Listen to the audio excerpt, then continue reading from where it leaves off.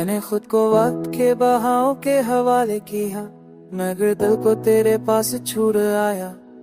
हर बदलते लम्हे में भी मैंने तेरे होने का यकीन सीने से लगाया।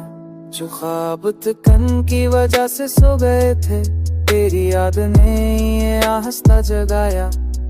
मैंने अंधेरों में भी रोशनी का मतलब तेरे नाम से समझा। ये जो खामोशी मेरे अंदर रहती है, उसमें भी तेरी आवाज शामिल है। मैंने हर जख्म को छुपा नहीं, बल्कि इससे सीखना कबूल किया।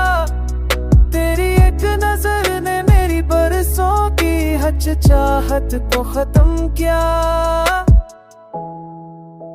ये जिंदगी जो मुश्किल लगती थी, अब काबिल बर्दाश्त ही नहीं, बल्कि खूबसूरत लगती है। मैंने खुद को कमजोर नहीं समझा, तो सफर में थका हो माना। तो साथ हो तो रास्ते खुद अपनी नरमी दिखाने लगते हैं। मैंने हर शिकस्त को इंजाम नहीं, बल्कि आगाज समझा। तेरा साथ मेरे लिए सबसे मजबूत सहारा बन गया।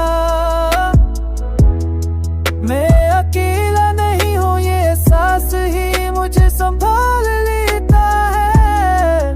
हर नई सुबह अब एक नई उम्मीद लेकर आती है।